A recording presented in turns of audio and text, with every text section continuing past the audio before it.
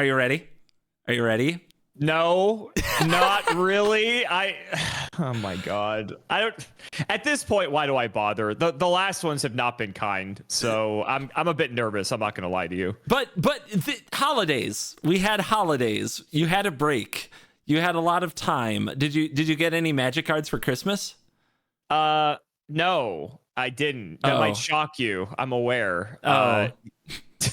What about you? Did you get magic cards for Christmas? I did. That might shock you. I know. I'm shocked. Let us know if you got magic cards for Christmas in the comments. Today, you are getting the trilogy, the finale. The last time I'm going to ask you whether or not a card is banned in Commander. Is that exciting? Finally, after 10,000 years, it's over. We can move on. The torment ends. Between Dingus Egg and Biorhythm, we could finally move on from this. Yeah, all right. What do you got? Hey, let's start big. Big in what? Oh my God. What big? the fuck is this? Okay.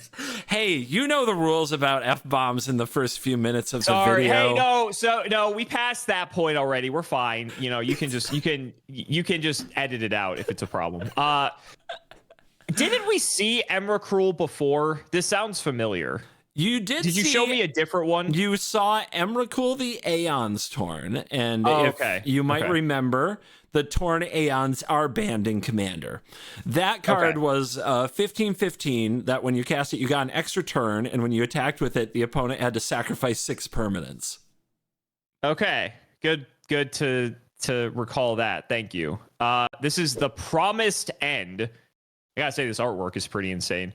13 mana. I this might shock you. I imagine this is not going to be played for 13 mana, but we'll see. 13/13.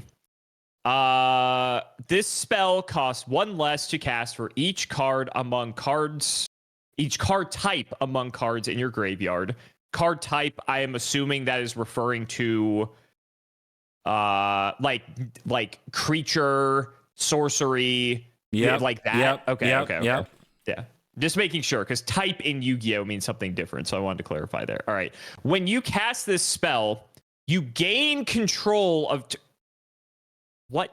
hold on. When you cast this spell, you gain control of target opponent during that player's next turn. After that turn, that player takes an extra turn. What the fuck? Okay, wait, hold on. Yeah. I need to understand this. Hold on. Yeah, let's talk.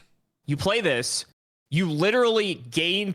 What is gain control of the opponent? Like... We can talk. We can talk. All then right. talks. I'm listening. Start talking. All right. We're good at that. So, literally, like, imagine yourself at a game... 1v1, you and the opponent. This is Commander. We don't play that 1v1. No, I know, but I'm trying to give you one thing at a time. You know, all right. Yeah. Put yourself in a Yu-Gi-Oh game even. Okay. You put down your Emrakul. I don't want to do that. End. I do that too much. But yeah, go on. You get up out of your chair and you go around to the other side and you tell them to get up and move, and you sit down and you grab their hand and you untap their cards. And you draw your card for turn, and you take their turn. You make every decision related to their cards and yours on that turn. Wait, so you can go like...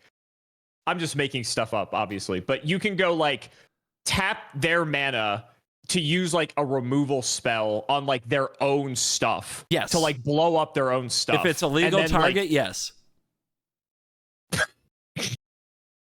You can force them to attack into the 13/13. You doing okay?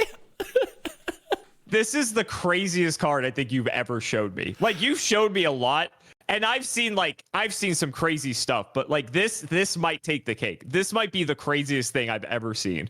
There's more too. I didn't even finish. Flying, trample, protection from instants. I don't think I've ever seen protection from instants. That's very specific, but sure. This is the craziest. This isn't even the craziest magic card I've seen. I think this might be the craziest trading card game card I'd ever seen in my life. That's just high like, praise. my brain, I think that's high praise. My brain is exploding with the amount of things you can do. The fact that you get to literally control their turn for them. Yeah. That is nuts. Let me give you an example. If they have something that says pay life, you can pay all of it. Oh my God. There's like the possibilities with this are endless. That's insane. All right, that seems crazy. And that's that's the 1v1. Now in 4-player, right. Okay. So I understand that the opponent also gets. So help me clarify the last part of this here. After that turn, that player takes an extra turn. So does that mean the person? Let's say the 1v1 example to keep it simple. Does that mean they take 2 turns then after you do this? No, they take a So they just turn get their after one that. turn. Yeah. Okay. That's just like the way it's worded. Okay. The way, because it said extra turn, that kind of confused me a bit, but okay. So they just get their 1 turn. You literally, it's like you get an extra turn, but it's playing with their stuff, essentially. Yep. And then they get the turn after that instead of the turn that would normally go to you. Right. Okay. Worded a bit weird, but I get it. Okay. And then I'm trying to think. So 1 less for each card type. So I'm going to send you a list of the card types. Okay. There are 7 that are pretty normally played, and then there are 2 that you rarely see listed on the end. Okay. So you are looking at, if you have a graveyard-themed deck that plays with Emrakul, the Promised End in mind, you're likely reducing the cost by 7, and if you're trying really hard, you could reduce it by 9 using types that aren't commonly seen, like Battle and Tribal. Kindred, whatever. I don't know, Typal, whatever they call it. Okay. I'll even go lower and say that like it's more often you'll get like 5. So like even if I'm being conservative, so you get it down from 13 to 8. And then if you play green, you could ramp into this sooner because it's all generic anyway. So you could get even to it even faster. Even if you go on the high end and get all 7, it costs 6. And then if you're playing green, then maybe you could play this like even earlier, like on like maybe not 3, but maybe 3 or 4, something like that. You should have saved this for last. How do we go from here? Like, that's a great question. This has to be banned. There's no way this is okay. There's no way this is like, okay. It's maybe I'm thinking about it in the context of 1v1. I feel like in 1v1, if you play this, the game is just over. Like the fact that they get an extra turn does not matter because you're gonna make them blow themselves up, basically. Even if you don't officially end the game, you can make them waste all their best cards and just make them do things so unfavorably that the game may as well just be over. And I feel like if this card exists, you have to like be mindful of the fact of that and like have to build your deck in such a way that you just don't like auto lose to something like this. Because I feel like this card just seems unbelievable. This is so crazy. But like Commander, it's weird because Commander, there's other people for 1, so you have to kill 3 people instead of 1. Yep. Then you have 40 life a piece on top of it, so there is that. So there's a lot more you have to do with the turn. Commander is about doing the thing. Emrakul is about controlling the person the one who is the most doing the thing. And those turns get crazy. Yeah, it's weird because like I'm thinking about it, like if you control someone else's turn, you don't know, like if let's say they're playing some sort of combo deck that can take all 3 people out at one time, right? You don't know if they're close to having that combo or not. So, and even if, let's say if the game doesn't end immediately, that's only one person that you sort of stifled in their attempts to win the game. There's still a couple other people that you have to worry about. So it's weird because I feel like the fact that it's multiplayer and the fact that there's a lot more going on, I actually think, can't believe I'm going to say this, it might make this card okay. I feel like in 1v1, this had to have been banned. There's no way this card was legal for long.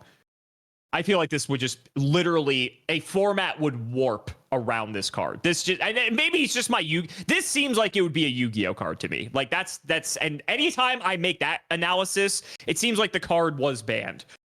So I want to say it was banned, but like the more I think about it from like a multiplayer perspective, like maybe it's okay.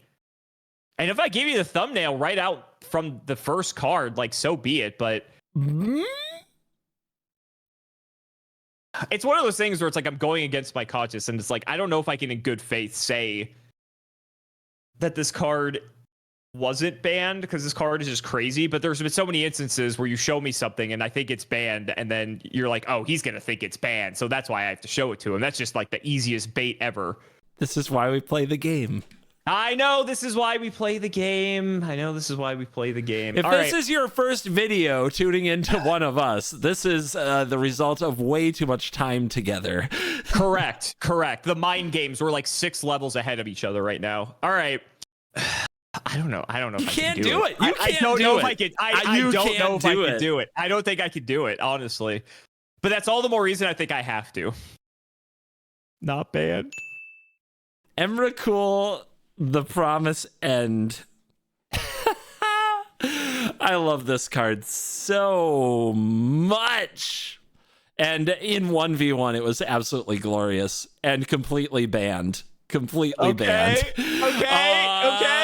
In 1v1, but not in Commander. Yes, we got it. In fact, Emrakul, the Promise End took control of a recent turn of mine on my show. Oh, really? Actually, no.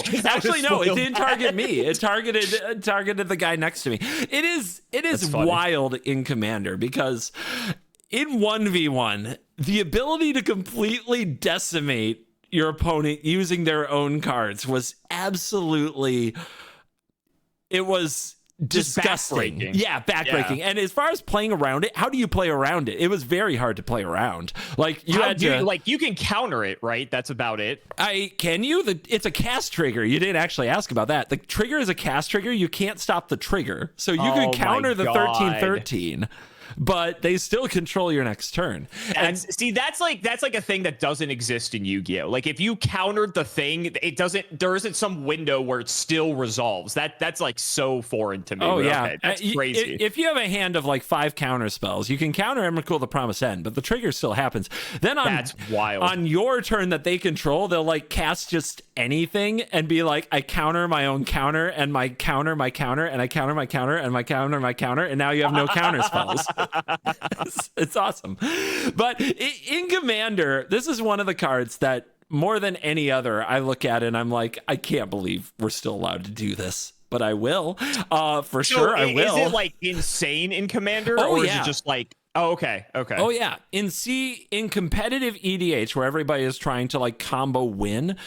Okay. There are a ton of ways to pay life as a resource, so it is very possible to take their turn, draw their whole deck, use all their removal on your other 2 opponents, and then kill themselves using cards like Necropotence, things that make them pay life. Or Ad Nauseam is another big one. So they just they use a whole deck's worth of removal, go infinite, use a deck's worth of removal on your opponents, and then ruin themselves. And then, and of course, if they're not alive, they don't get an extra turn. So that's a great solution. In casual Commander, this is where I think Emrakul, the Promise End is at its best. And maybe the reason it's still legal in the format is because of the story you tell afterwards. Because after the game, you run to all your friends and say, oh my God, I took control of the turn of the guy who was totally popping off with Emrakul, the Promise End. And I made them draw their whole deck, and I crater hoofed and smashed the other 2 players. And then they drew themselves to deck it, and I won. It's like that's awesome. That's the kind of stuff that happens. On my show recently, Shay played this, took control of Ben's turn. He had the biggest army, threw the whole army at me, so I died, and then paid life and made Ben basically wreck himself. I'm trying to remember exactly what card it was, but he had a card that like dealt 4 damage to any targeted himself, out of the game, yeeted. Like that's the kind of nonsense that you don't forget. So I think that's why Emrakul, the Promise End endures. Is you know, do people stories. want this banned? Honestly, I don't hear people complain about this very much. Okay. I have seen people get really upset when you play it at tables, but on the internet, I don't hear any discourse about it, which really surprises me. So let me know in the comments if you want Emrakul: The Promised End banned. But the fact that there's no discourse about it, I find really shocking compared to some of the other things that they want banned or have banned, for example. Last question is, when this card was announced, I don't know how old this card is, but when this was announced, was this like all people were talking about? Was it like the doomsayers were like, Magic's done, they're cashing in, like this is it, there's no way the game's recoverable after this? Dude, I want to give you the short answer, but this is one of my favorite stories in Magic. It really is. This is one of my favorite stories in Magic. When this card was revealed, everybody was talking about how amazing it would be. Commander was not the biggest format at the time. 1v1 standard was. So at the Commander discourse, I missed it. I wasn't playing Commander at the time, but in standard, everybody was talking about Emrakul: The Promised End. The first 2 tournaments happened after release, and they were not, you would call them like minors. Let's say Pro Tours are majors, and then there's like the more regional tournaments that are open entry are minors.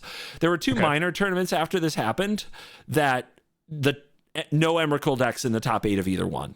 So everybody's like, bulk rare, couldn't make it work, wasn't any good. You know, everybody was like, don't worry about it. It was all about fast creature decks. Fast Collected Company was a deck for those keeping track at home. Like, that's what everybody was talking about. And then the Pro Tour happened, and we got to the first 3 rounds are drafts, so you don't see the standard decks. And then round 4 happens, and it's 2 pros against each other in the feature match area. They're both playing Emrakul decks. Emrakul takes over the format from there because it took the pros to figure it out. It wasn't the aggro decks that were dominating the minors weren't the decks that the pros were testing. The pros figured out how to get the right mix of cards so that you could cast this consistently turn 5, turn 6, like really early in the game. Yeah. And then what to do with it. It was one of the last times I would say that the meta just wasn't solved on the internet and in the speculation beforehand, or even in the paper tournaments beforehand. It took the actual pro scene mastering it to make it good. But then when it was good, it had to be banned. Yeah, of course. I like that though. I like that. Yeah, one of my favorite Magic stories. So thanks for giving me a chance to tell it. We should probably look at more cards though. We probably spent 30 minutes on this one. So what do we got? Opposition Agent. Tune a black for a 3/2 human rogue. Flash. You control. What is with all these you control your opponent cards? It's a special episode. Is that the theme of this video? Is that the theme of the video? Maybe. Cool. Maybe. You control your opponents while they are searching their libraries. I don't know why that was difficult to read. You control your opponents while they're searching their libraries. This would already be broken in Yu-Gi-Oh! While an opponent is searching their library, they exile each card they find. You may play those cards for as long as they remain exiled, and you may spend mana as though or mana of any color to cast them. So, okay, wait.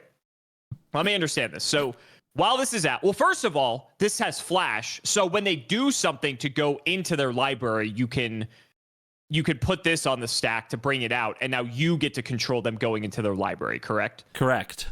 Okay. So then while they're going through the library, although you're now going through the library, whatever they are searching for gets exiled instead, but you're choosing what to exile, and then you get to play those cards while they're exiled and use any color of mana to play those cards. Am I understanding that correctly? You nailed it.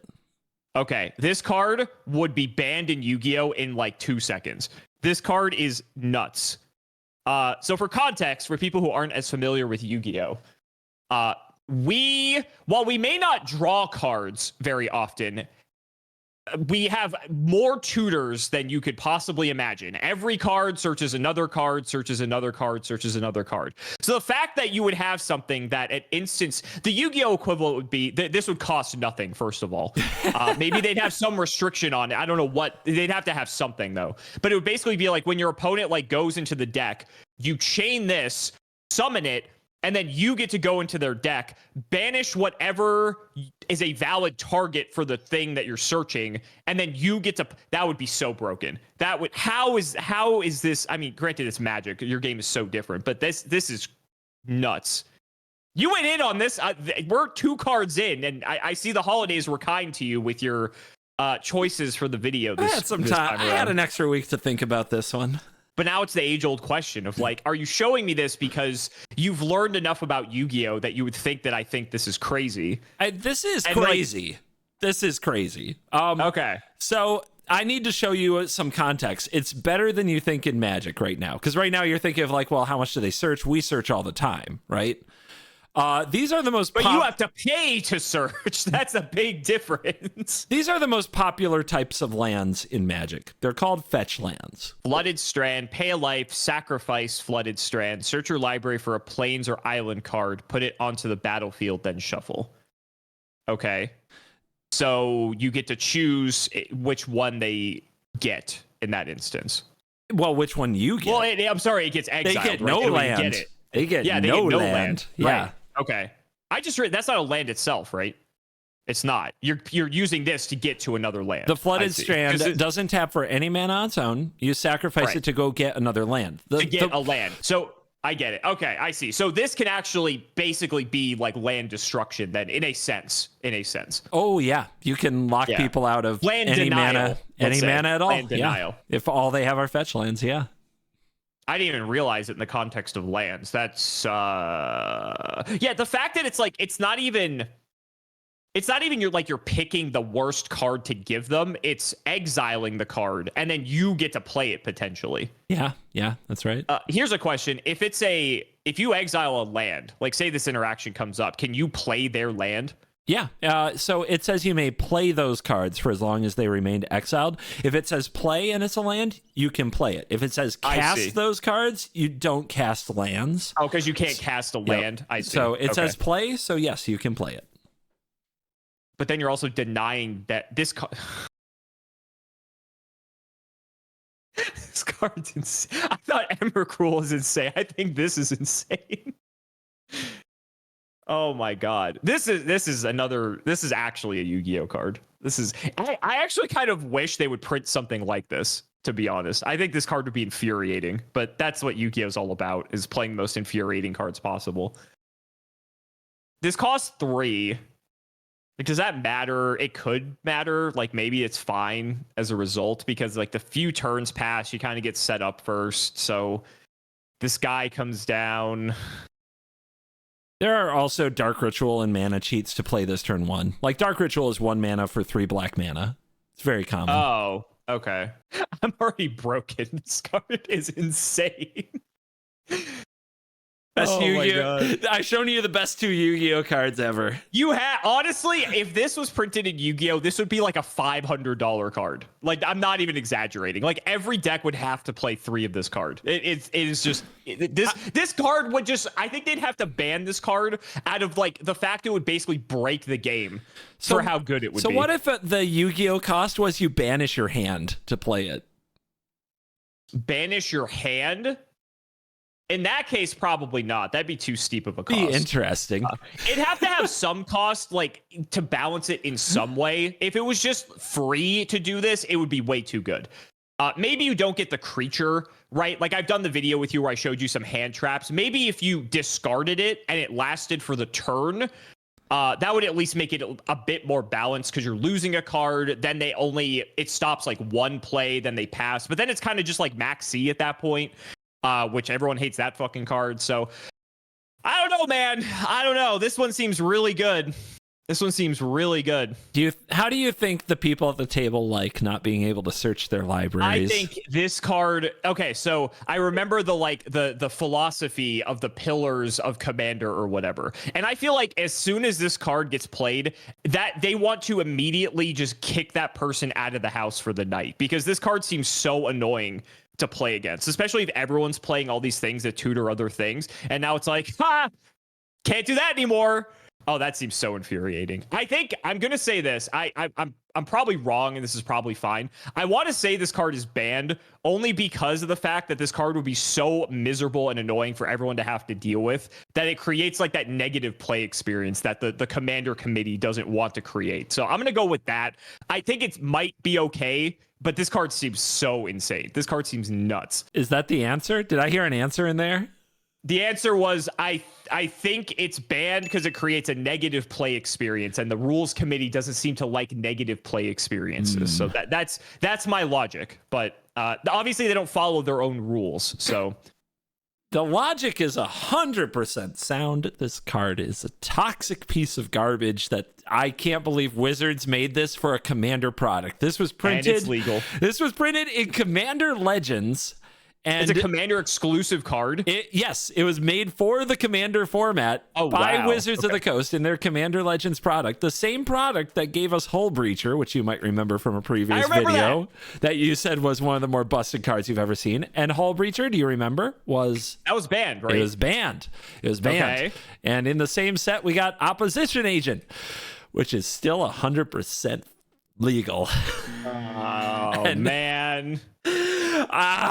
Is it just fine? Like, is it just fine? Like, it's annoying, but it is annoying. It is horrible. It is brutal. It is nasty, and it interacts with the format in a way that I think the rules committee actually liked. In that, there is this thing in Commander where just because something is good or right doesn't mean they think people should play it. Example: tutors. Cards that search for a specific card, like Demonic Tutor, and a bunch of other cards have been printed that search your library for card XYZ and put it into your hand or onto the battlefield or whatever. There are a lot of Commander players. This is going to probably sound really funny to a Yu-Gi-Oh player.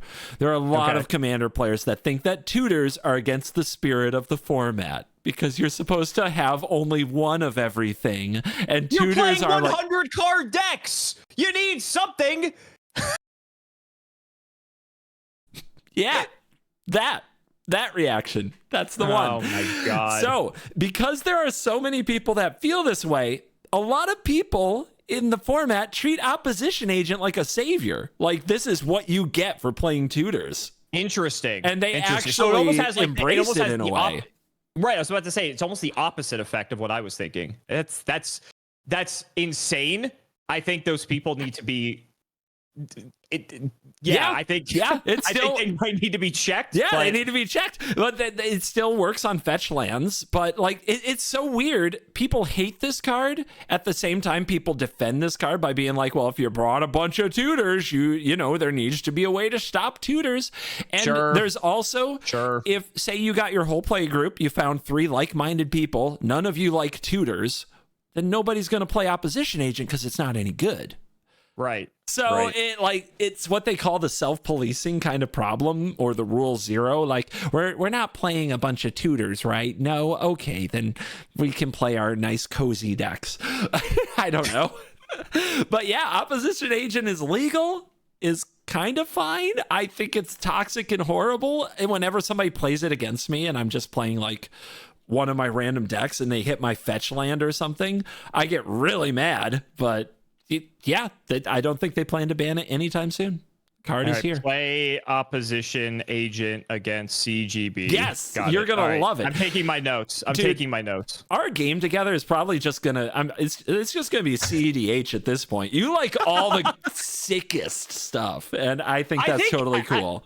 But I think all of that is just like so much more akin to Yu-Gi-Oh, just because all the cards are so insanely pushed, and each individual card in Yu-Gi-Oh kind of has to be.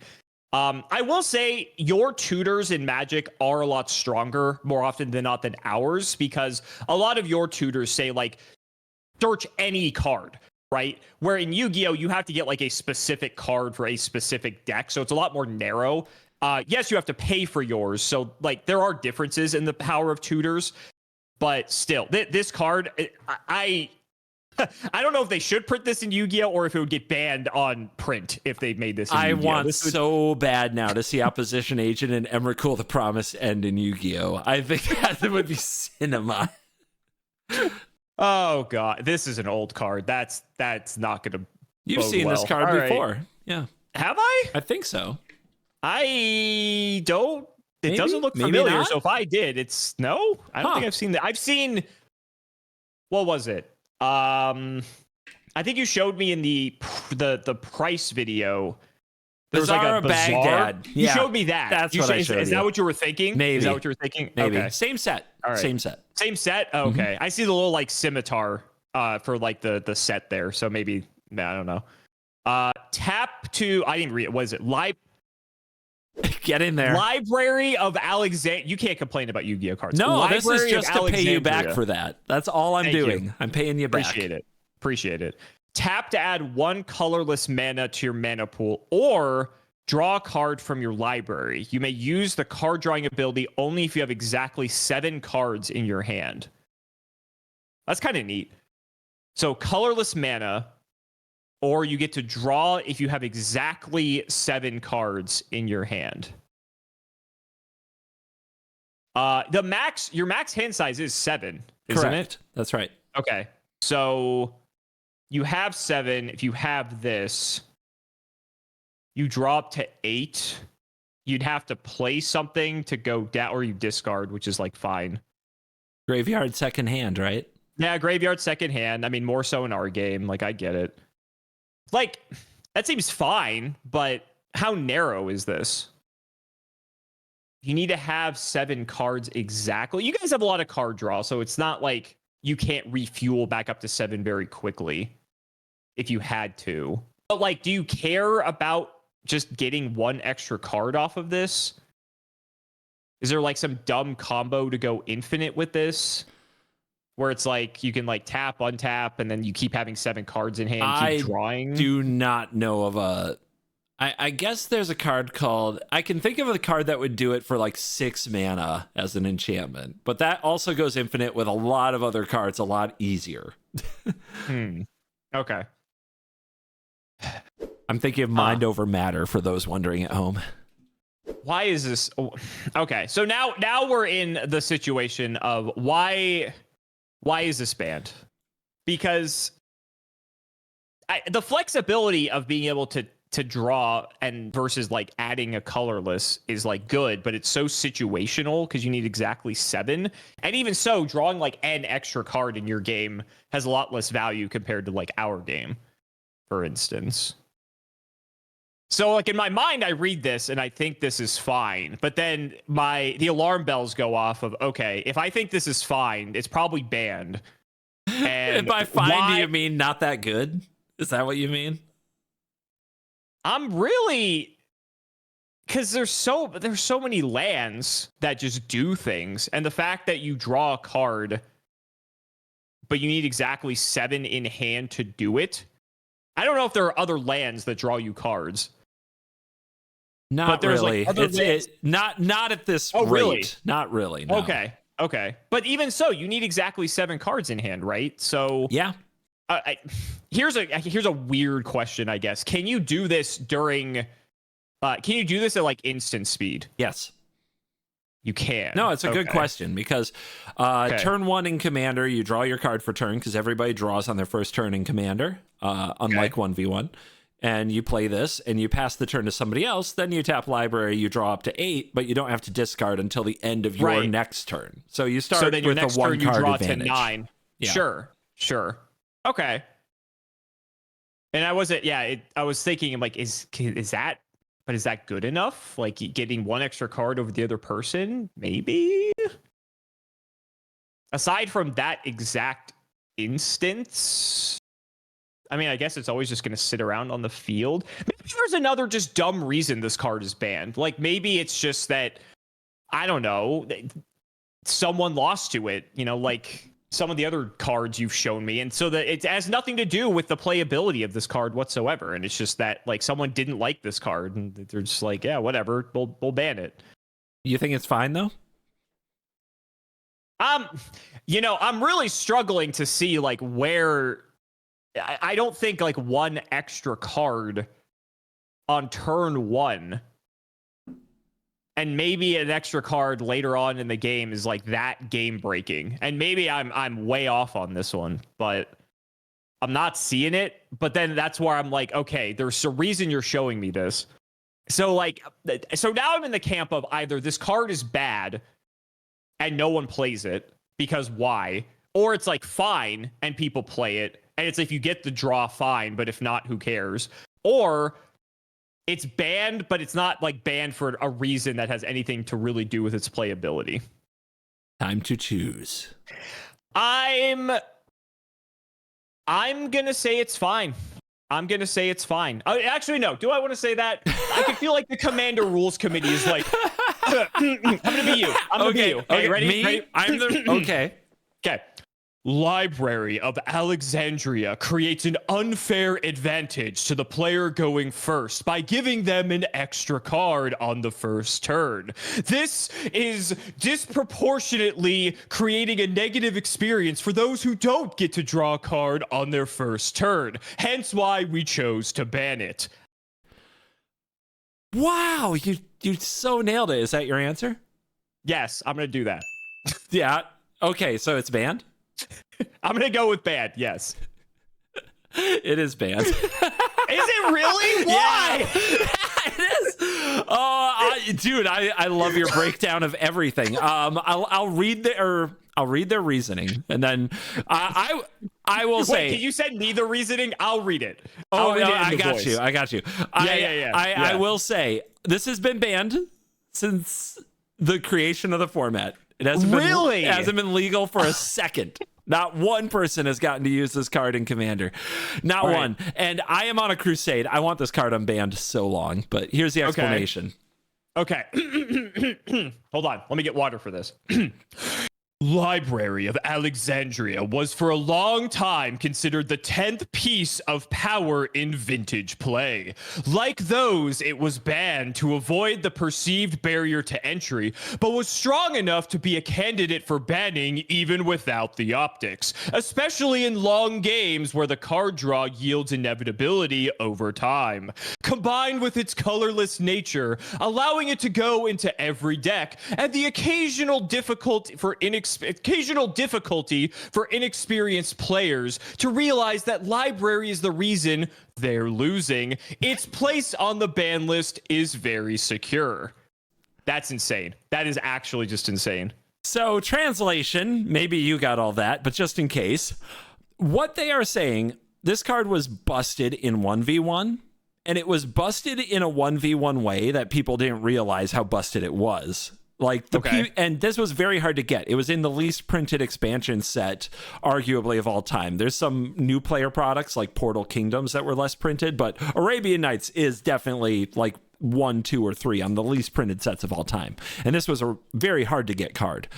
The players who had this in early Magic versus the players who didn't had a huge advantage because you would just play library and tap it every turn to draw cards and make sure you always kept 7 cards in hand and just, you know, from the very beginning of the game, always had more cards than your opponent. And you won on sheer card numbers because early Magic, like any advantage like that you could get was just backbreaking. But what they're saying, players didn't really realize that because they're just like, I don't know, they're just sitting there drawing cards. But why am I not winning this game? Card advantage theory was new. What more can you say? It's definitely more known now. Sure. So this is the optics that they're also talking about as this being, quote, the 10th piece of power. We did the Power 9 video. This is argued as the 10th piece of power because every vintage deck wants it, and it determines a lot of vintage games. And as such, it is extremely expensive. It is extremely expensive. And the idea that it could go in every single deck means it looks like they're saying somebody walking by a game of Commander and seeing that 2 or 3 players have a Library of Alexandria on the field means that people don't think they can afford the format. They think it makes so right now I can buy a new Library of Alexandria on TCG Player for $2,000. Wow. Okay. Yeah. And since it was always a very short printed card, generally, it always just had like a higher price tag, even like on release. Yeah. Or like not long after. So every single deck could run this in Commander because it's colorless. Sure. And there isn't a good reason not to, because if it's in your opening hand, you take turn one off, unquote, unless you have other ways to generate mana on turn one, and you start with an extra card. That's busted. That's amazing. So yeah, they feel like they have to ban it. I honestly think it would be fine in Commander, because I think that you start with that extra boost on turn one, but then after that, I don't think you activate this that often because you're falling too far behind. There's also other things you're doing on like the first turn that give you a similar advantage, right? Like Soul Ring. Right, Soul Ring's giving you a mana advantage, and that's legal. So why not get a card advantage? And Soul Ring is indefinite until someone removes it from the board. Yeah, Soul Ring is arguably a better card in Commander. Right. So why not allow people? I mean, then if you start like Library Soul Ring, you're like probably over the moon. Yep. You know. But if somebody starts with Soul Ring, though, that card is in every deck. That could happen to anyone. Any of us could win the lottery. When somebody starts with Library of Alexandria, Moneybags over there spent $2,000 to get up one card on all of us, and that's a feels bad. Yep. Sure. That I think is where it's coming from. I imagine this is reserve list then if it's $2,000. Oh yeah, it's reserve list. Yeah. This card is not coming back. They don't make them like this no more. I'd be interested to hear what people say in the comments about this. Yeah. Let's do it like this. Comments: if Library of Alexandria cost $5, would it be fine in Commander, or would it still have to be banned? Because I think that's the real argument. I don't think they're ever going to unban it when it's a colorless land that could go in every deck that costs $2,000 that they can't reprint. Like, there's no reason for them to ever unban that. So, well, then they just have to make, I don't know. I'm trying to think of a synonym for a library. Bookstore of Alexandria. Alexandria's bookstore, independent bookstore. Yeah, of course. Perfect. Yeah, just do that. Just reprint it. Yeah. All right, let's get you another one. Limited resources. Cool art. This is a white mana for an enchantment. When limited resources comes into play, each player chooses 5 lands he or she controls and sacrifices the rest. It's already bad. People don't like when you touch their... I'm surprised this is on a white card. Oh, wait, no. One of the cards you showed me was also white that did this. Anyway, as long as there are 10 or more lands in play, players cannot play lands. Limited resource comes into play. Each player chooses 5 lands he or she controls, sacrifices the rest. As long as there are 10 or more lands in play, players cannot play lands. This is like a double whammy. So you're making it so that you're nuking all the lands, and then on top of it, no one can play lands as long as this is into play. In Commander... Okay, here's a weird question, just based on the wording. What if players have less than 5 lands? Like, do they just keep everything? What if players have less than 5 lands? Yeah, they just keep it. Okay. Because, like, this is a weird Yu-Gi-Oh thing. The way this is worded, you wouldn't be able to activate this unless everyone in the game had 5 lands. So it would have to say, like, chooses, like up to 5 lands, essentially. No, with this, you could play it on turn 1 if you wanted. Okay. As long as there are 10 or more lands into play, players cannot play lands. Okay, so there's 4 players. Each of you plays a land, that's 4. Each of you plays a land, that's 8. And then 2 or half of you play a land, then you're at 10 by turn 3 for 2 people. Assuming fair magic, yes. Yes. Assuming just the basics. There's other ways to just like get other mana, like what's it called? Like Soul Ring, for instance. There are ways to do that. So it's not like you're solely reliant on lands, but obviously that's the main resource. I don't know. This is kind of a double whammy because people are going to hate this card because they have to sacrifice lands in the late game. And then on top of it, then they can't play lands. How common is enchantment removal? It isn't very. There aren't many ways to do it in the color red, but every other color has some access to interaction with it, and every deck should have some ways to interact with enchantments. And that was going to be my follow-up. So every deck plays... Okay, go ahead. I would argue every deck should have several ways to interact with enchantments. Like, Rhystic Study is the best card in the format. Just, come on. You blow up the damn thing. I'm in two camps with this. I feel like there's a deck or decks that play this card because they don't care about the downside of it, and they just use it to hose everyone. And it's like a card that's annoying, but it is also a card that the fact that you destroy, if you play this like early game, it kind of slows the game down a lot unless someone has a way to do something about it. This also just puts a target on your back, because I feel like whoever plays this, everyone just wants to destroy that person immediately, because it's like, why are you denying us from having fun and doing the thing, right? Because everyone wants to do the thing. And this stops that. But then if you play this late game, if no one stops it, then you go from, I don't know, 8, 10, 12 lands a person down to 5 each. And so the game really slows down then. If I've learned anything from these videos, land destruction and touching other people's lands is a cardinal sin, and we don't like that in this game. It's like Yu-Gi-Oh! And hand destruction. We don't like that. It's a double-edged sword, right? Because it is just because it blows up lands like Jacalops doesn't mean it's banned. It just means people look at you nasty when you do it, so nobody does it. It's the self-policing format that still, for some reason, has to be policed. Which, as you've been describing to me over the course of these videos, not that the logic seems to, be continuation of consistency throughout. I'm going to say, is this just another yokel hops? Is that where we're going with this? Because that's where my mind was drifting before you said it. Are you just another yokel? Am I? Am I just another dingus yokel? That's the question. Definitely a dingus. That is definitely confirmed. A dingus. Confirmed definitely dingus. We confirmed that many moons ago. You know what? Let's go for it. I'm going to say this is another yokel, and I'm going to say this is fine.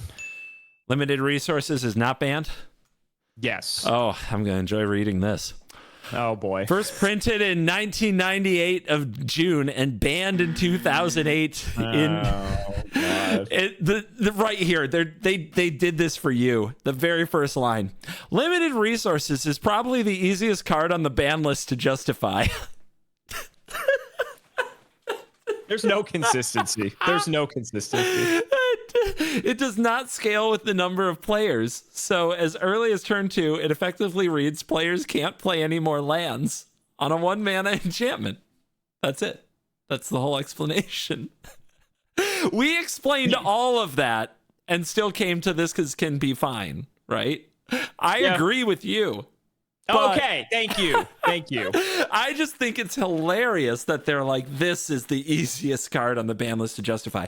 When you play, at low power tables, this card would be pretty toxic. Sure. Right. But as soon as you hit like high power to CEDH, everybody's playing like artifacts that generate mana, a ton of other ways to generate mana. They're doing combos that win the game off that mana. Like this, I don't think this would even be played in those situations. That was my understanding. Yeah. That's why I'm like, there's no way. But and then you know what this reminds me? Yeah. You know what that explanation reminds me of? Do you remember those like Beckett magazines, or those old magazines they used to have that would like show, the new cards or the prices of cards, different things like that? It sounds like just someone who wrote for one of those, just like that was their explanation for why this card is too good. That's what that reminded me of. I'm sorry if that was you, if you're watching this, but that is insane to me. Dude, magazines. I remember magazines, but God, do you have to date us like that on the internet? Yeah. What are you doing? I do. You're outing our age in front of the world. That's part of our history, CGB. We have to own that. We must respect it. Okay. Yep. Anyway, limited resources is banned. It will probably never be unbanned, and I will never understand why. It's insane. Like, I get it. I get it. It's just there's no consistency. There's no consistency. All right, what do we got next? Another white card. Smothering Tithe. This is 3 and a white. This is an enchantment, like you were saying. All enchantments should be dealt with. Yeah, in some you should way. have removal for them. If You should, apparently. Unless you're mono red, because they don't have enchantment removal. Every deck should have enchantment removal. Lots of it. Whenever an opponent draws a card, that player may pay 2. If the player doesn't, you create a treasure token. Sacrifice, add a color, mana of any color. Whenever an opponent draws a card, that player may pay 2. So this is like different Rhystic Study, right? Yes. Because Rhystic Study was if they play anything besides a land, I think. They play anything, they have to also pay an extra mana, and then if they don't do that, you draw. Where this is it's that, but with drawing cards, basically. Yep. When they draw, you get a treasure unless they pay 2. Right. Instead of you drawing a card. Just picture a world, by the way, where they have a Rhystic Study and you have this. Oof. That's disgusting. Okay, so I'm trying to think how this plays out. So you have a Smothering Tithe. I draw for my turn.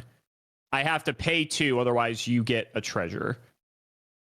Then if I want to do anything that draws a card, I have to pay an extra 2, otherwise I'm letting you get extra mana.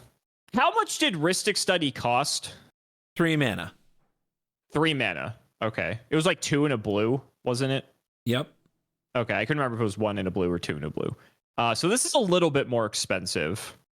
But instead of getting cards, you're getting mana. And that's sort of different because more mana means you can do more plays. More cards gives you more options, but you can't necessarily play them.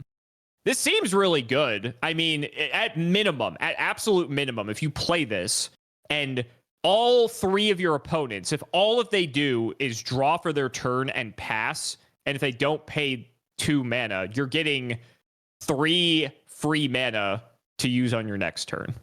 The fact you have to pay 2 is kind of brutal too, because Rhystic Study was 1, wasn't it? In fact, the 2 is basically nobody would pay that because you fall too far behind. Right. Unless you have this superfluous amount of mana available to you that you're just I'll sure. If you go not? infinite, yeah. But you're probably winning the game at that point if you're wasting your mana on something like this.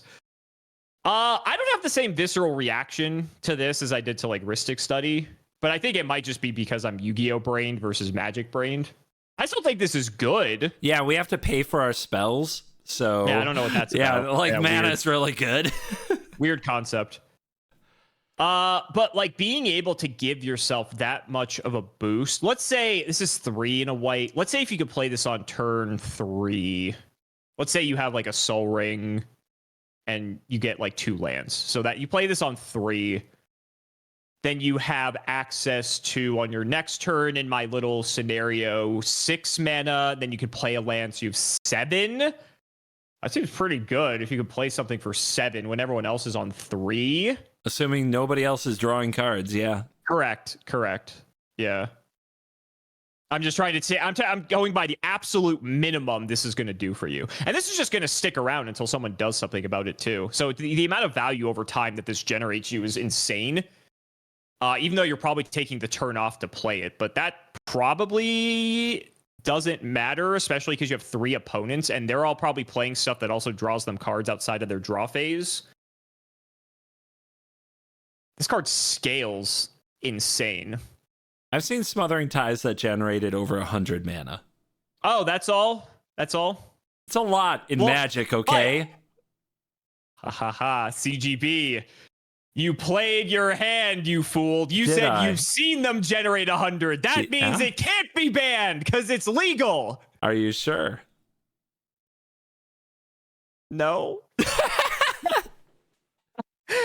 Some things just never got a chance, like Library of Alexandria. That's true. They could have banned this. They could have. This looks newer. So they could have played this got and a chance. Yeah, and look how that worked out. here's the way Heuristic Study is legal, right? It is. I feel like if Heuristic Study is legal, I think this card is also legal. I think these are just both. They're two cards that do very similar things in different ways. I feel like if Heuristic Study was banned, I would also think this card is banned. So I think that's what I'm going off of here. I think this card's really good. And again, it just scales even crazier the longer the game goes on. Also, the later you draw this card, like the worse it is, just because it's like if the game is like closer to ending, you're getting way less value off it. But then people have like access to play like cards that draw like a million cards. So maybe that actually doesn't matter. I don't know.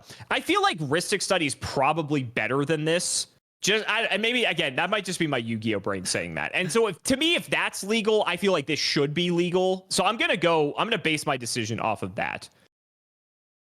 So the decision is Smothering Tide is legal? Oh yeah, of course, it's fine. It's totally fine. God. Nobody likes it, but it's totally legal. Yeah, you're right. Okay, you're right. Sure. This card is a bit of a pain in the butt, and because of the pay the two, it almost never happens unless somebody's actually doing nothing, in which case they're kind of out of the game anyway. But yeah, Smothering Tithe, similar to like some other draw effects we did with like Hull Breacher, like if you can cast a card like Time Twister that makes everybody draw 7, this thing generates you 21 mana and that's you, so on crazy. The spot is absolutely wild. And people hate this card, but it is totally legal. Doesn't appear to be going anywhere anytime soon. Maybe we'll see. Would people consider Heuristic Study to be better than this, or are they about equal? Yeah, they consider Heuristic Study better, but I think that there is kind of a card draw bias there. Sure. You know what I mean? Sure. Like Heuristic Study is also easier to pay for. I've seen tables where one person plays Heuristic, everybody agrees, okay, we're going to pay for the Heuristic, but we're going to attack this person until they're dead. And that solves the problem. Okay. Whereas with Smothering Tithe, they nobody's going to pay the 2. Nobody. So you're going to have a big advantage until it's removed. Yeah. Sure. Sure. Yep. Interesting. Good card. Great card in the format. Seems not like, banned. Yeah. It doesn't seem bad in the slightest. Yeah. Seems good. Here's your next one. Trade Secrets. 1 and 2 blue. It's banned because it's blue. Sorcery. Target opponent draws 2 cards, then you draw up to 4 cards. This would be insane in Yu-Gi-Oh! That opponent may repeat this process as what the hell? No, finish it. Finish it. Yeah, that opponent may repeat this process as many times as he or she chooses. This is so funny. Oh my god. Okay, so target opponent draws 2 cards, then you draw up to 4 cards. And then they may choose to do this as many times as you want. Okay, at first when I read this, I'm like, oh, you're just gonna like deck yourself out. Why would you play this? But then it was draw up to 4. Yeah. So you could choose to draw 0 in that instance. So there's a world where it's like, hey, I'll let you draw your whole deck. And then I get to draw my whole deck. And that person's like, cool. And then the person who drew their whole deck first probably wins. So it doesn't matter that the other person drew their whole deck. Maybe. We've got hand traps too. Sure. But I imagine the person playing this also has hand traps. So this is a very goofy card. This is very goofy. Want to make a deal? I'm in. I'm listening. Yeah. So you target me with Trade Secrets. Okay. These two are going to sit here just twiddling their thumbs. You and I are going to draw our whole decks. I remember you telling me there were some cards that got banned, if I recall, because there's the problem where it just takes forever to resolve certain effects or just like certain combos of things that it's not fun because like someone's just sitting there. Paradox Engine, Nadu. Right. Yes. Right. Yeah. So this is similar, right? Because if you're both drawing your whole decks and then both players are like, ooh, let me look at all 100 cards I have in my deck to decide like what I want to do next, right? That could be miserable. Maybe they just ban this because people don't have big enough hands to hold a 100 card deck. Dexterity issues. Okay. Yeah, dexterity issues. Yeah, truly. I honestly, with what you've read off to me from some of these explanations, I would not be surprised at this point if that was the reason they banned this card. This has to be banned. This has to be banned. there has to be some like dumb reason that the committee said that this card is banned. There has to be. Is that because that's the only reason I'd show it to you, and not because I'm just trying to get you set up to target me with the trade secrets when we play? It's possible. It's possible. But I don't know. Like, there's got to be some dumb thing you can do with this. Like, but there's stuff going on in my head of what you could do, but is that bad by commander standards? This is a sorcery, so you can't even do it like instant speed. Yeah, I don't know. I feel like the fact that you collude with someone and then you're both there kind of just for like 10 minutes. I feel like that's just like not fun. The other two are just going to go to lunch or something. It's like you two play honestly, this game. They probably could, considering how many cards they have to sift through. Sure, I'll say it's banned for that reason. I'll say it's banned. I'll go out on a limb. I'm in. Trade secrets was banned in 2013. That's insane. Yep. That's insane. Yep. Please tell me it's the reason I said. Please tell me it's the reason. Trade secrets is a flag bearer for the banning principle of cards which interact poorly with the multiplayer nature of the format. Unquote. As it's a cheap spell that allows two players to collude, draw unlimited cards, and then box the other players out of the game. Yeah, pretty much what you said. Yeah. Do you have an issue with this? Like, do you see a problem here?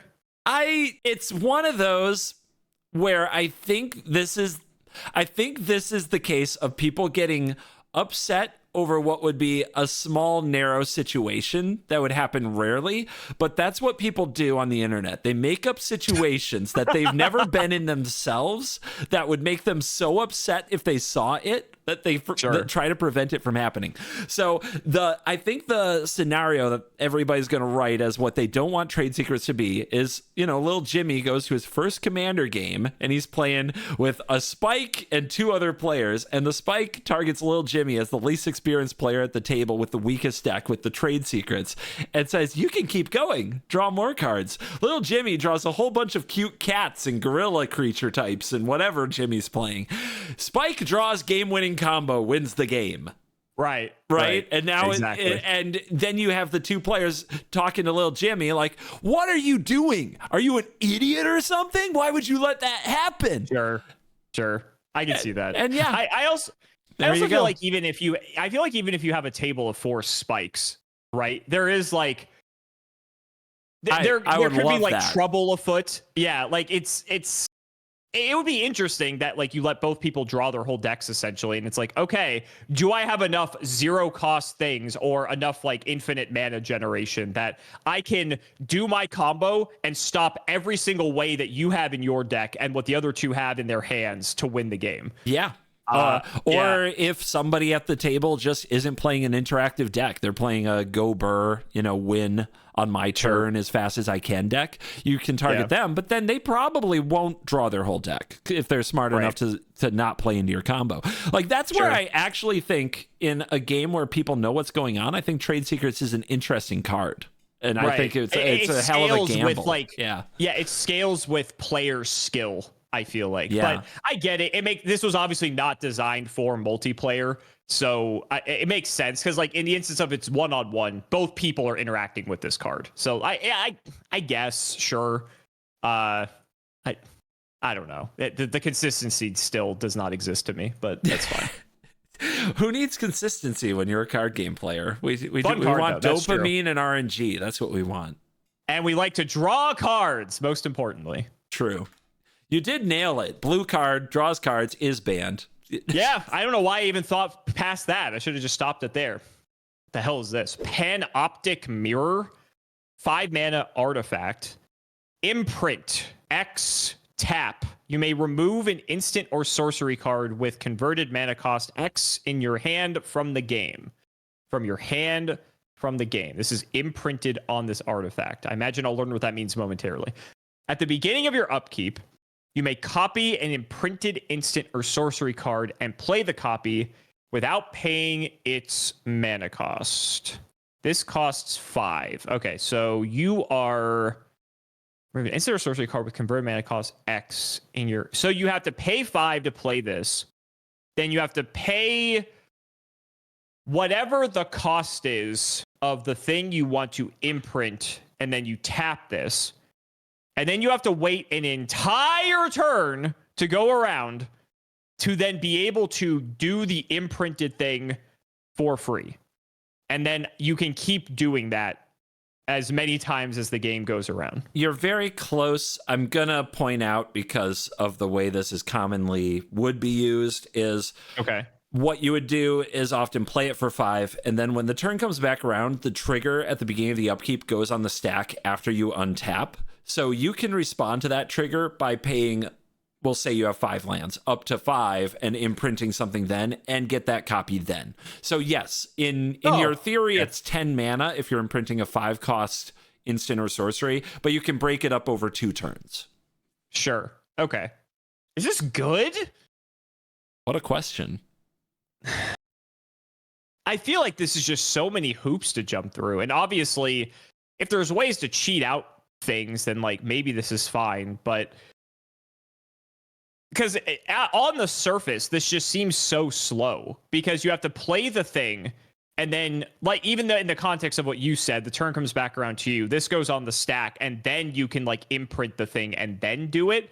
That's cute. But you still have to wait an entire turn to go around for that to happen. And it's like, okay, everyone, pay no mind to my panoptic mirror over here that may or may not do something crazy. Just ignore the fact that I played this card for a whole turn. Just my janky rare. Just this random card. Just gonna put some card draw on it or something. Yeah. I spent my whole turn to play this. Don't worry about it. I'm trying to think if there's ways to combo this where you have because I believe there are some turn skip cards that are legal. So you could theoretically imprint a turn skip card, and then if you do that, here, then I'll just tell you, here is a card that is legal in the format. Look, he had it ready. Time Warp, 3 and 2 blue. Target player takes an extra turn after this one. You imprint this, and then you theoretically just have infinite turns, and your opponent just can't play the game. Correct? That's right. Opponents. Yeah, that's that what fine? That's for. Yep. Is that fine? Is that fine in your social casual format where everybody gets to do their thing? That's the question. Well, everyone's not getting to do their thing if you're doing this. So, okay. In Timmy land, obviously that's not fine, because that's not fun that one person gets to play the game and no one else does. In reality, I feel like if you lose to this, you kind of deserve it, because of how telegraphed this probably would be. You deserve it, kid. You should have done something about the mirror. I'm just saying, it does have to. You're right. You've got the understanding right. It has to be out there for a full turn cycle to do the thing. It has to. Right, and like I feel as though well, okay. Can you go? Is there a card, I guess, that immediately like brings it around to your turn again? So can you go like Panoptic Mirror and then time whatever, and then now it's like everyone's turn is skipped, and now it's your upkeep, and now you can imprint and like basically not give them a chance? Maybe, but even then, like, is that just another hoop that we're jumping through? So it's 5 mana to play the mirror. It's another 5 mana to play the Time Warp, and this is one of the cheaper. I think somebody will correct me if I'm wrong, but like Time Walk is banned in this format. Time Warp is probably the cheapest, just like 5 mana take a turn spell that's in the format. So you would need to play the mirror, play the Time Warp, and then have another version of Time Warp or a way to get the Time Warp back into your hand to imprint it on your next turn to make it do the thing. So we're talking like 15, 8, 6. I guess there's a way to do it for free with some convoluted setup, but we're talking like double digits mana to win the game. Oh, wait a minute. Does this not... Can you not keep imprinting the same card? Like, so if you can. Once it's imprinted, you can. But if you cast the Time Warp to take an extra turn with the mirror, the turn you play the mirror, the Time Warp's in the graveyard. Yeah. Oh, to imprint it, you have to get it on here and get to your next upkeep.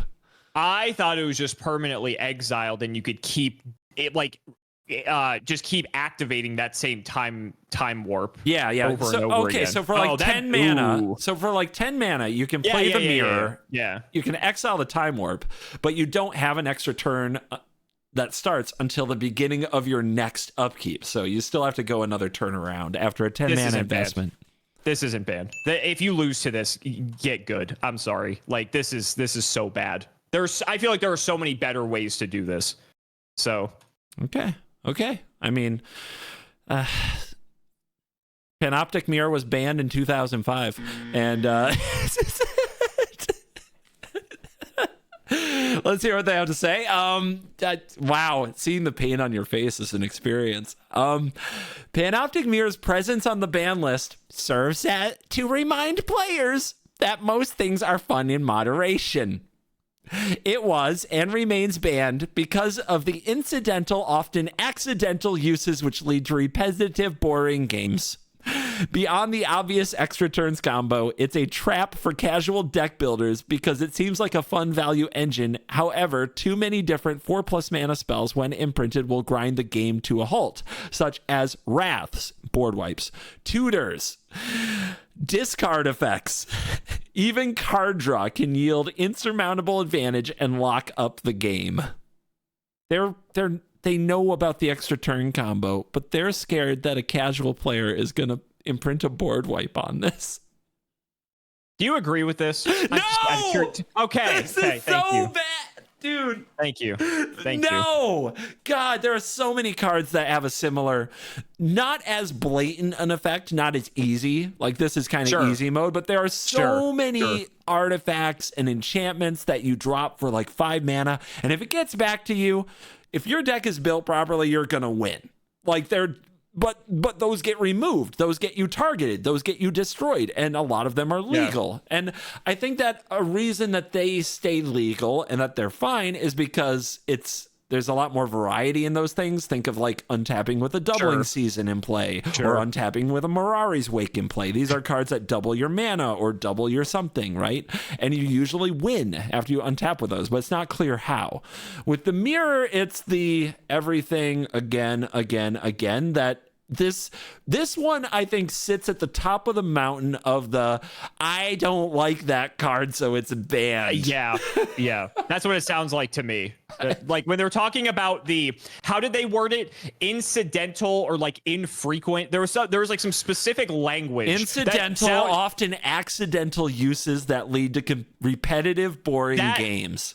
Whoever wrote that lost to this card. That is all I'm going to say. That the way that is worded, that is like emotionally charged language. That they lost to this and they're like, ban it. Hurt people. That's the moral of the story. And this is why we can't have nice things. This is why we can't have Panoptic Mirror. I don't think anybody would play it. I really don't. It's too bad. Like there's so many other ways to achieve what you want. Anyway, I should move on, but I'm pretty sure that nobody would play this card. I just don't think so. Now, you infuriated the 3 people in the comments who were like, well, actually, I played Panoptic Mirror in 2004 and it was banned for good reason. This is one of the ugliest cards you've ever shown me. Palancron. I'm glad I can still surprise you after all these videos. That's what I'm taking away from this. 5 and 2 blue, so it's banned. 4/5 creature illusion with flying. When Palancron enters the battlefield, untap up to 7 lands. 2 and 2 blue, return this to its owner's hand. Tap up to 7 lands. And then for 2 and 2 blue, you can bounce this. I feel like if there is a way to cheat this out, that you can untap up to 7 lands and you don't care about anything else, this is probably broken in some capacity. I'm ignoring everything else. I'm just thinking if there's like something that says, play this guy, it could die at the end of the turn, it could die immediately, it could be a 1/1, whatever. The fact that this has the text that says untap up to 7 lands, I think is the concerning part here. You can go 2 and 2 blue to bounce it, but then you need another 7 to play it back out. So you need 4 extra from somewhere. But if you have a way to generate 4 from somewhere, or 5, I should say, then technically you're always going +1. So is this like a way to generate infinite mana in some way? Or this card could just suck. It's straight up. This card might be terrible. It's a Yu-Gi-Oh card, right? It's a free 4/5 flyer. No. I mean, in the sense that it's free, sure, but this would be the equivalent of, what would the equivalent of this be? If it's a free, okay, so you can play this for free technically, and then you could bounce it to its owner's hand, and it has flying. It's very funny. This is going to be the dumbest comparison I'm ever going to make. There's a Yu-Gi-Oh card called Winged Rhinos that you can, because everything's free, you could just play it. And then it has an effect that if a trap card is activated, you can bounce it back to your hand, essentially. So it can dodge like removal and stuff, which is kind of cool. So that's what this reminds me of. Is that a good card?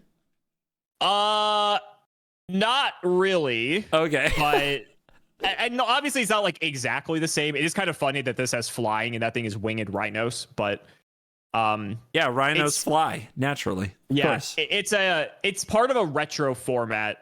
And there's a like deck that it is played in, but that is about all that card has ever done. But it's good stats though. So I feel like this card is either terrible or there's some degenerate use for this card because of the untap the 7 lands. I don't know what that is. Do I care? What did I say? I said, dude, Trade Secrets is banned. It's blue, so it's probably banned. You know what? It's blue, it's banned. Ban it. Yeah, I was going to show you High Tide, which is 1 blue for an instant that makes all islands tap for 2 mana instead of 1. So, you know, that is a way to just go infinite with Polychron. Omniscience goes infinite with Polychron. Any way to make your lands tap for multiple mana just goes infinite with Polychron, and you have infinite mana. And this card is totally legal and considered fine. Oh, okay. Well, can't win them all. I've been deceived. Blue is banned. Did not hold up this time. I found a blue card that was legal, and I got him. Do people actually play this? I play this sometimes. Okay. But yeah, I've had this played against me. People play this sometimes. It's fine. It's fine. Okay. It's not like a staple. It doesn't go like in every blue deck, but yeah, it's another infinite mana outlet that just kind of is there. But there are better ones. Yeah, there are better ones like Panoptic Mirror, you know? Oh wait, no. Too soon. Too soon? I was thinking if there's a way to go like, you know, play this, get your 7 lands back, and then there's some easy way to recur it for cheap. And then you just keep like recurring it and killing it or something. That's like kind of where my brain is going. There are ways to flicker it where like you can just there's multiple ways to just kind of bound, like make it enter and then re-enter on the spot to just that generates 7 mana. So yeah, this goes infinite with like there's a card called a Borrow, and there's some cards that are like this Eldrazi Displacer goes infinite. Yep. And apparently that's fine. It's fine. People don't play the Blink decks that much because as much as it's a love strategy, when they put infinites in it, it takes forever to execute, and people don't like that. People just don't like that. That's self-policing. You know, that's self-policing. Panoptic Mirror, boring games, we have to stop that. But we, you know, Blink, somehow they manage to manage. How about this one? If you're not broken. I mean, we could stop if you can't take anymore. No, I think we got past. I guess we'll see. I shouldn't say anything before I read this. Leovold, Emissary of Trest. Cool art. Black, green, and blue for a legendary creature, Elf Advisor. He can advise me if this is banned or not. 3/3. Each opponent can't draw more than 1 card each turn. Whenever you or a permanent you control become the target of a spell or ability an opponent controls, you may draw a card. Whenever you or a permanent you control become the target of a spell or ability an opponent controls, draw a card. So you're denying them from being able to draw, and then you get to draw more when they try to do stuff to interact with you or your cards. I'm sure we can come to an arrangement. Cost 3, pretty cheap to get out. It's a legendary, so you could have it be your commander, so you don't have to like search it or anything. If somebody has this as a commander, just attack them every turn. That I was going to say, you're denying the thing that card game players love most, and that's drawing cards. And there, I imagine you draw your card for turn. That counts as your one card for the turn, correct? Yep.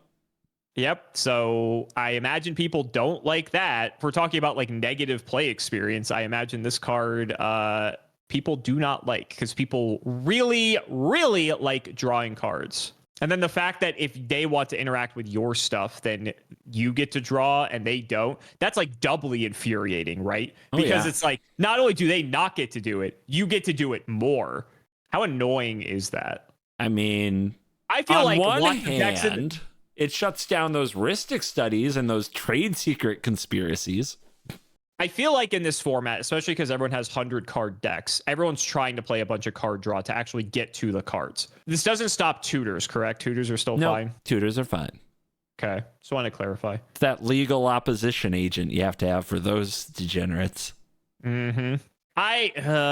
Man, people really love drawing cards. And if you're stopping them from drawing cards, I don't know, man. I don't know. That's walking a line I don't think a lot of people want to walk. I think you become the most hated person at the table immediately if this card is out. And everyone's going to be... And even if they try to take this out, it's going to basically replace itself. Because it's going to... Unless it's a board wipe, because it says target of spell or ability, and board wipes don't target.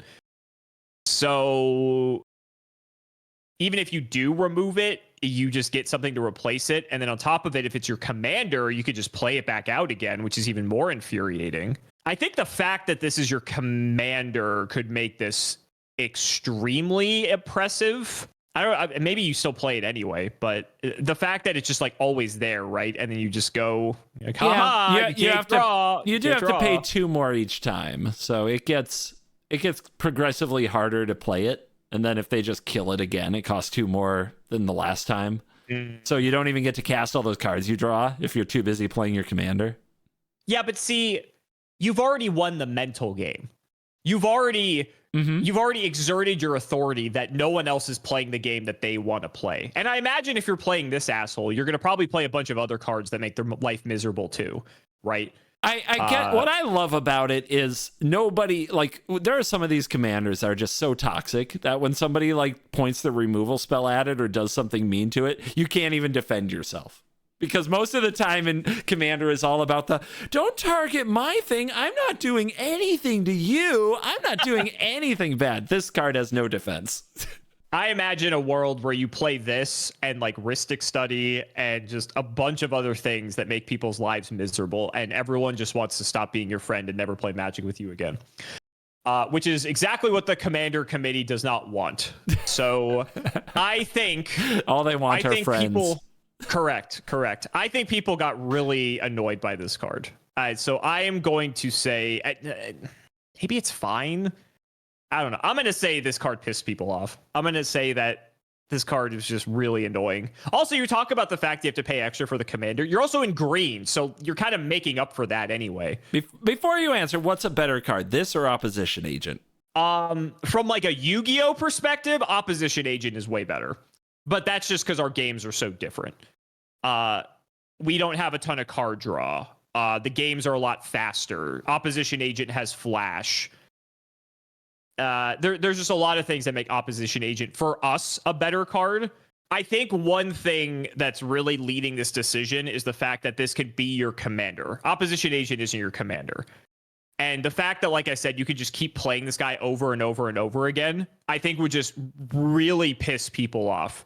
That they can't, because remember, it's Commander's about doing the thing. Yeah. And if you're denying them from drawing cards to do the thing because they need to draw the cards to get there, I feel like this card would just be infuriating.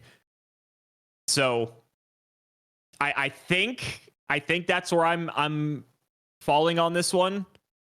I'll be wrong, but I don't know. I think I'm in the mind of the rules committee. I think I understand the mind of the Timmy. You figured it out. I think I figured it out. And what did the mind of the Timmy say to Leovold?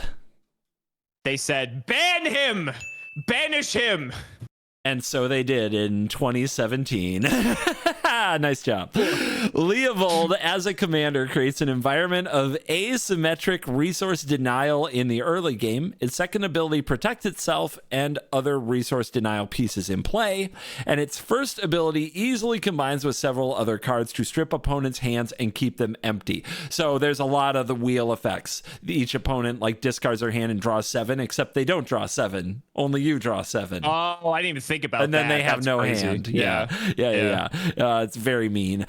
This creates an environment where players don't have agency, but doesn't outright end the game. Yeah, they just have to sit there, and you have cards, and they don't. Yep. Yeah, from that perspective, that makes even more sense. That would be infuriating. Rules Committee Angie, very angry at Leovold, Emissary of Trust. I mean, I wouldn't be surprised with some of the commanders they printed and cards they printed that are very mean if this were unbanned someday. I don't think it's... Yeah, I don't think it's that busted, quite honestly. I think there are other cards on par with it. I don't think it's a power level spike anymore. That might be the passage of time. But, I mean, I think they're going to take an approach with Leovold that's like, why? What does it add to the format to unban it? And, you know, they got a point. It doesn't make the format more fun. It doesn't. Yeah, like, I don't think it's a bad card by any means. It's just like...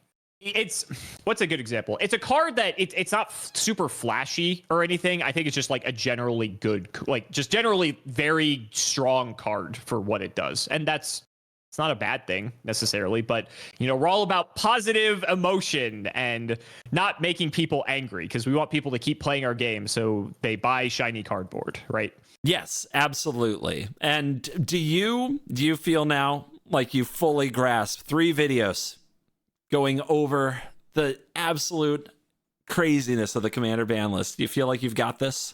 You feel like it's to you, under your thumb? CGB, I extend my hand. But yes, I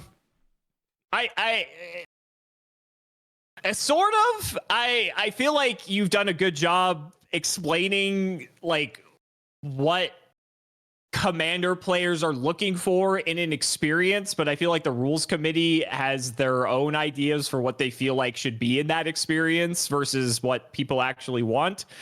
But I'm glad I'm not in their shoes. I will say that. We can sit here and criticize it all we want, but at the end of the day, I would hate to be the ones that have to make these decisions. Likewise. It's a lot easier to critique decisions than manage them, for sure. Correct. So, you know, someone has to do it.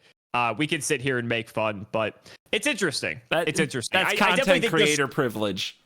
Precisely. The social dynamic elements definitely throw a different like axis when analyzing these cards compared to, you know, just like, oh, if this is good or not, right?